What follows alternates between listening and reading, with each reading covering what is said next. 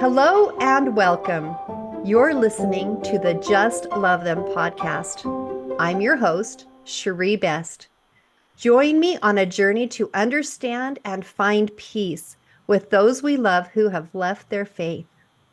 Today, I have another very special guest, Becky Kemp.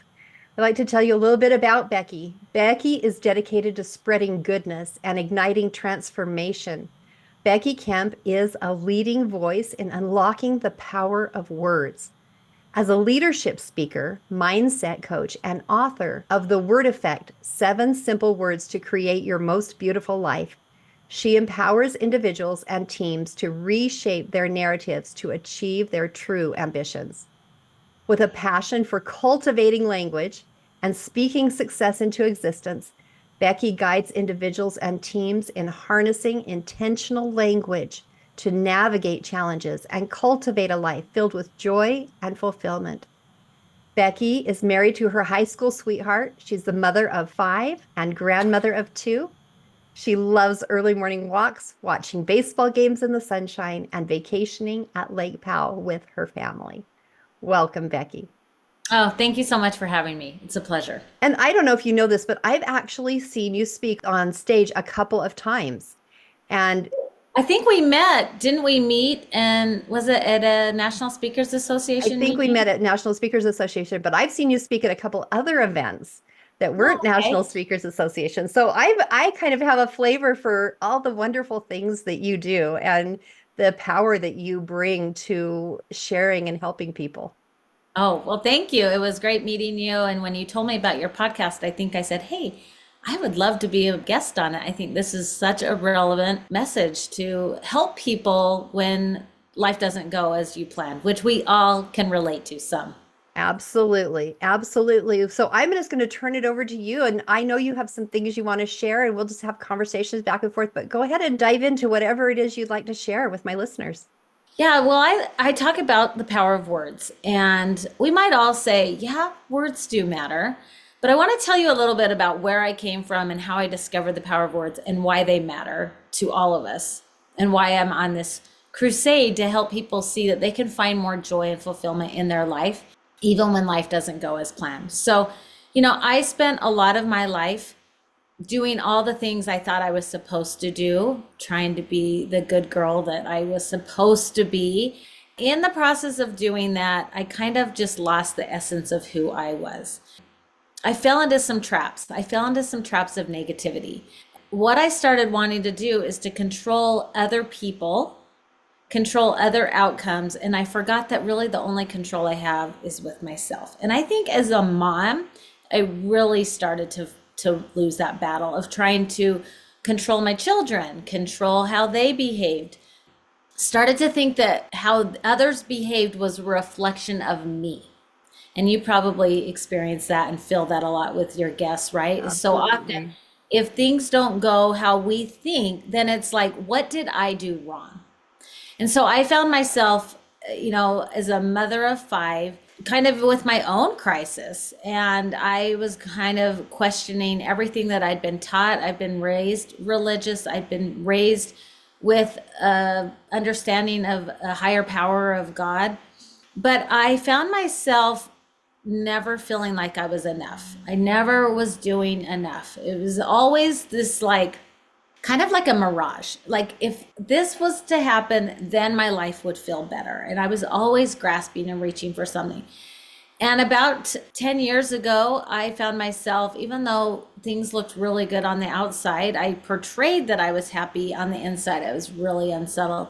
And I portrayed that all was well, but with that, I was trying to control a lot of things. I found myself full of depression, anxiety, a lot of resentment, and it was really stifling my creation and innovation of who I was meant to be. I was letting exterior things control my life. That's a really hard way to live because we really have only control of ourselves. So that was kind of my backstory, a little bit more, maybe than you needed to hear, but Oh, I no, that talk was a lot wonderful. about it in my book, The Word Effect, 7 Simple Words. I talk about kind of how I've discovered how powerful words were and then how I've kind of taking a weakness and now trying to help it become a strength to help others. But 10 years ago, I found myself really desperate. I got on my knees one day and I prayed out to God and I asked for help. In my prayer, I asked for some specific things. What I've found is that God really does answer our prayers, but he doesn't always answer them the way we want. So my prayer was, God, I need someone that I can talk to that can help me through these situations I'm in. And I don't want it to be my clergy and I don't want it to be my husband, were what I said. I was dealing with a lot of obsession with body image and weight, and a lot of obsessive thinking, compulsive thinking, thinking I was a failure. I asked specifically for these things, and God impressed upon my mind not too long after that this simple idea that if you want to change your story, you have to just change your words. Like changing your words will change your story. Meaning, I was hoping that God would fix all the problems that were out here. And really, the problem was I needed to work internally. I needed to work on myself, and that I could actually find joy in the life that I was given instead of wishing and wanting the life that I thought I needed or the life that other people had. I kind of fell into that too. So that's how I discovered the power of words. I started a positive t-shirt and apparel business with my sister-in-law called Becoming Threads. We started to put words on physically because you could actually come to our shop we were an online shop, or we'd do boutiques, but we would sell shirts with positive messaging. And our tagline was, let what you wear tell your story. And what I found is that woman after woman, we were mainly selling to women, they had stories about words. What I began to realize is that we all put phrases and words on every single day. We just maybe aren't aware of it. That we put on words that have an effect on us. But most of us put on negative words where we beat ourselves up. We talk negative to ourselves. There's a study by the National Science Foundation, and it says that the average human being has up to 60,000 thoughts a day, and 80% of those thoughts are negative.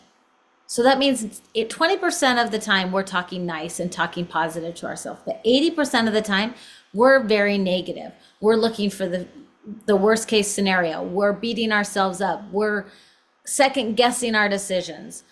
This is just a human reaction because our brains are meant to protect us. And so when they think something's not going right, our brain goes, wait a minute, you did something wrong, let's fix it.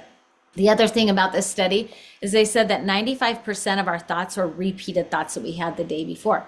So we just kind of put on those same thoughts over and over again.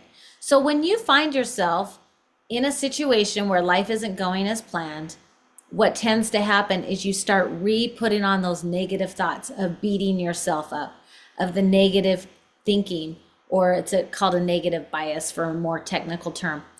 And if we don't learn to become aware of it and learn how to control it, it can suck the life out of us. And that's what was happening to me.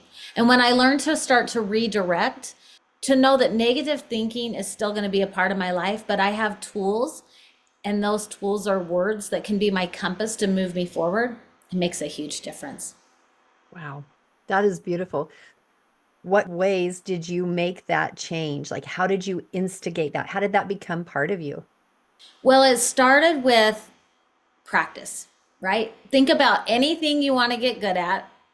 The more you do it, the easier it gets. Like, think about when I was a little girl, I used to play the piano. And the way I got better at playing a song was through practicing. Or when I was in high school, I was on the drill team.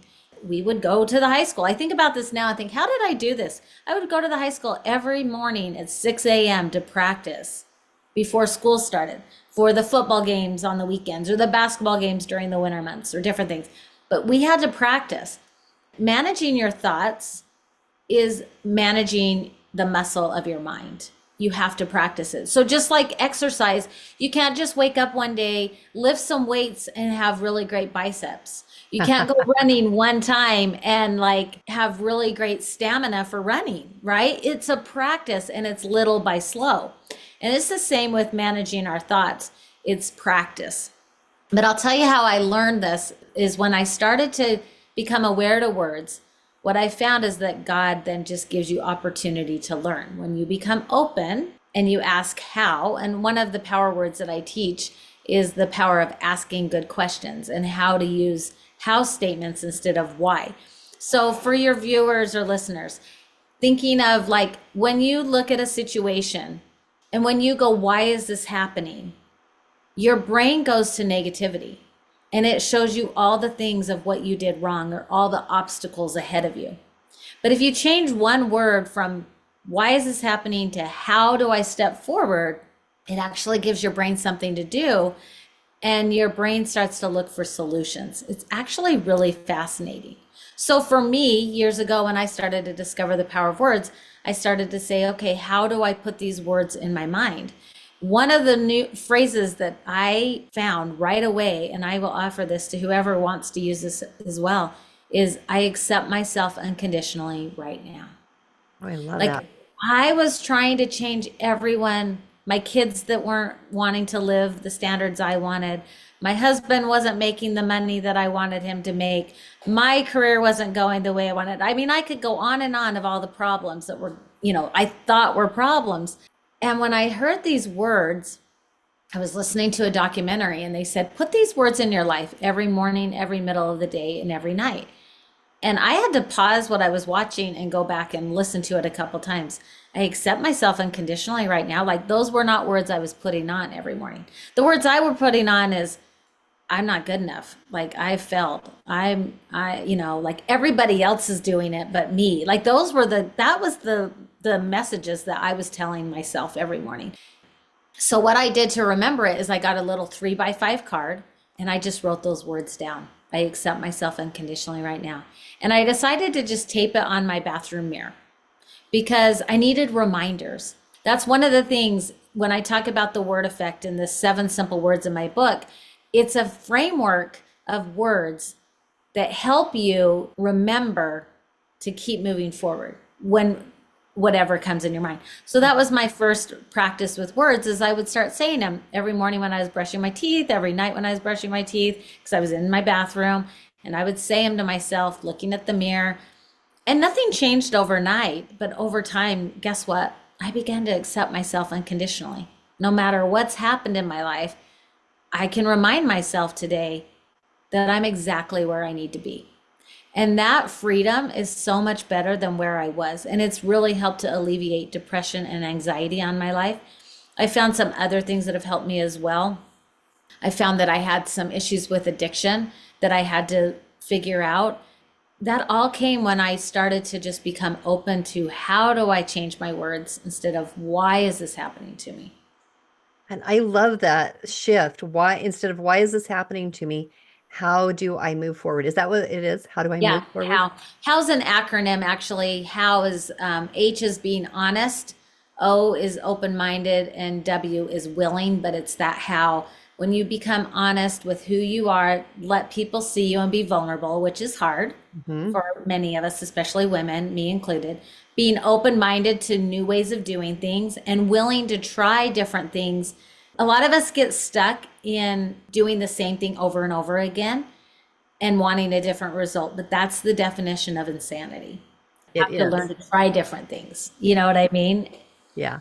So, Yeah. And what you're saying about the negative words, I think most of us don't realize how much we're beating ourselves up. Or we have voices in our heads of other people that are beating us up.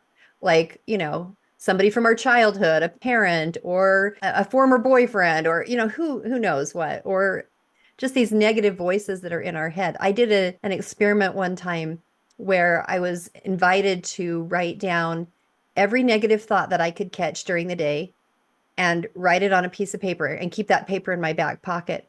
And then at the end of the day, to write the opposite of it twice. So mm, that I was, but the thing that was so shocking to me when I did that experiment, I think we just have these negative thoughts all the time in our heads and we're not even aware of them. We just accept them as the truth. We don't even challenge them. We don't even question whether or not they're true. We just accept them as the truth. And when I did that experiment, I was absolutely shocked at how mean my mm, voices were inside my own head, to how mean I was being to myself, about yeah. just so critical, like way more than I would ever be about anybody else. so critical about myself. And that's kind of what you described too, but that experiment really brought me to awareness and helped me to start making some changes. And I totally love and support what you're doing because it is life-changing. Yeah, it definitely starts with an awareness, and the first couple chapters in my book just talk about the power of words and how to become aware to words.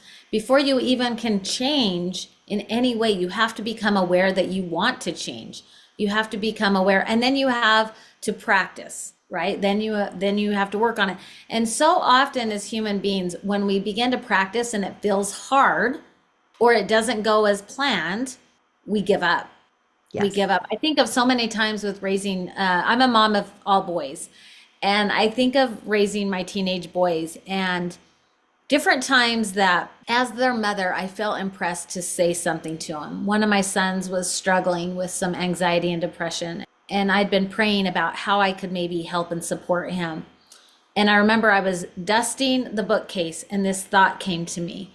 And it was like, invite him to read more books and to join the church choir with you because I liked singing in the choir. Not that I have a good voice, but I like the power of words, and singing is a really like good, putting positive music in your life is a game changer. Like if you need a quick something, find a playlist of positive, happy music. So when you start struggling, it's a way to get your mind to redirect to like look towards the positive. Or like what you had said, you would stop and you wrote down positive things to counteract that. So I had this idea, well, this prompting I would call that came to me to help my son.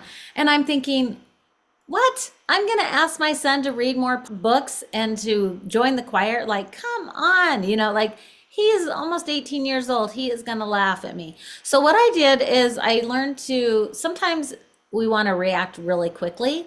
And sometimes the prompting is to do something, but to just put it in your back pocket until the right time. So instead of going and running up the stairs and being like, hey, I've got the answer for you. Now listen to me, because that would not go good. I just said, okay, God, I'm going to put that in my back pocket. Make it abundantly clear when I need to offer this to my son. A few days later, we were driving in the car together, and all of a sudden the thought came, now's the time. And so that's where the courage of how that open mind and willingness come in, is I just honestly said, I've been praying about you, and this is the thought that came. And I just want to offer this to you. And he looked at me and he said, yeah, I was actually thinking if I started reading like just more books than just like not even a self-help book, but just for him, just putting good messaging in his life besides just what they see on social media, right? Mm-hmm. And I invited him to come join the choir. It was getting ready to be Christmas time, and we were going to be singing, songs that were uplifting. He said, yeah, I'll come with you, and later on, he went on to describe in his life that changed his life. It wasn't because of me. It really was the power of words. It was the power of words. It's what we focus on grows. What you nurture and cultivate grows. So if you nurture negativity, it will grow like a bunch of weeds. So we have to become aware to the weeds, remove them, and then we have to replace them with good thoughts. I think that this is applicable to everyone at all times. And especially for me, I think about like when I'm going through something hard. So, like for my listeners who might be struggling because their loved ones have left the church and they have all this turmoil going on in their lives, it's especially applicable and so life-changing when you're going through something difficult. If you can just hold on to that, make that shift, and like you said, open yourself up to the power of words, that it can make such a big difference. It's such a little thing, like it's such a like a simple thing, but it can have such a big difference. And it may not change anyone but you. But if it changes you, it changes everything, and it ripples out to everything, which does end up changing others. Yeah, and I do believe that God works in a simple way. And I believe that God works through words. He gave us access to words. We all have access to words. It's where we choose to focus them. And there was a quote I wanted to share with you. I told you this came to mind this morning as I was thinking about meeting with you. It's by Ronald A. Rasbin, and he says this about words. Words matter. He says, words can celebrate victory, be hopeful and encouraging. They can prompt us to rethink, reboot, and redirect our course. Words can open our minds to truth. And I just love that because words can help us rethink, reboot, and redirect. And sometimes I have to do that every single day.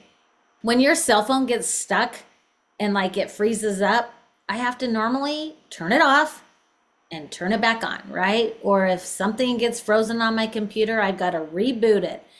Our negativity in our minds is the same thing. So we will get stuck as human beings. I don't have the answer to say, just think happy thoughts and you're happy all the time. But what Right. I do know is that as you begin to, I'll tell you the first three words in my book. The first power word is acknowledge. As you start to acknowledge where you're at, become specific with what you need by asking, and then find acceptance is the third word. So acknowledge, ask, accept. As you learn how to do those things, you can create your most beautiful life despite what goes on around you. Now, you might have things that you're sad about, or you might have things that you have to feel feelings of despair or regret for a little bit. Like we still feel our feelings, but we don't have to stay stuck there and stop living our true lives. If you could give my listeners one concrete invitation of a first step to take in making this shift in their lives, what would you invite them to do? I think I would invite people to know that they're doing better than they think. To really know that we as human beings are just learning and growing each and every day in this experience of life. And so when that negative thought comes, maybe learning to replace it with just a phrase like, I accept myself unconditionally right now. A phrase that I love is, I'm doing better than I think. I love to tell myself that. And I have a reminder of that. And it's actually in my bedroom today. So when I come into my room at the end of the day and I'm feeling like I didn't get this done or I didn't get that done or, whatever the laundry list of things, I see that little reminder and I go, oh yeah, but I'm doing better than I think because my thinking is always running me negative, not the positive. So finding a little phrase, I've given a few, but finding a little phrase that matters to you and using that on a regular basis, putting it on, so to speak. I told you I started this positive t-shirt and apparel business called Becoming Threads. Years later, I transitioned more into a life coach and a professional speaker. And I talk about putting on words because we have the power. We don't need a t-shirt necessarily, though it's fun to put a t-shirt on to remind us. We actually have the power to redirect our minds every single day. And so I just invite your listeners to keep trying, to put on words. And the last thing, I know you said pick one, is find some music that matters to you. Find a playlist. Like I have a Made for Joy playlist that's positive words, that just songs that make me feel happy. They're not religious, but just songs. And anytime I hear a song that I like, I'm like, that goes there. And so when I'm feeling down, maybe in my car, those words and that music really helps to move energy through me to help me remember I'm doing better than I think I am. That was great. What you've shared today is so valuable. Will you take a minute and just share how people could find your book or how they Yeah. could connect with you? And I will also put the information in the show notes, but would you take a minute and just talk about that? Oh, yes, I would love to. You can find me on social media. The best way is just Becky Jane Kemp, my name. You can find my book on Amazon or at leadershipbooks.com. It's called The Word Effect, 7 Simple Words to Create Your Most Beautiful Life. Or you can just go to my website, becomingwithbecky.com, and all the information's there. And I do always appreciate people reaching out, sharing with me words that matter to them. I love that power of connection because we really are more similar than we are different. But I think the adversary or the negative thinking or whatever we want to call it wants to isolate us. And I kind of learned that in addiction. Addiction tries to isolate us and make us be alone. But really, when we open up and we start sharing, we are all just trying to do the best we can today. And the power of words helps one another. Just like hopefully this conversation, it's helped me. Hopefully it will help somebody else by just offering words out there. Thank you so much, Becky. You're And for my welcome. listeners, I will put all that information in the show notes so that you can find Becky's book, you can connect with her. Also, if you have not yet joined the private Facebook group, Just Love Them, that is a great place where you can go to get support, to share your stories, to ask questions. And I put extra bonus material in there. So it's a great place to go. And it's a safe place to go. I recently had a woman who wanted to join, but she was afraid that her daughter would be able to see anything she posted. It's a private group. So nobody else can see. It's just a support group and where we all can all link arms and rise together. I love that. And I love the title of your podcast, Just Love Them. It is such a simple statement, right? And it's just like whatever might be going on, just love them. I think it is so well done because that the simplicity is best and the truth is just love them. Yeah, it really is. Well, thank you so much for joining me today. And listeners, join me again next time for another episode of Just Love Them.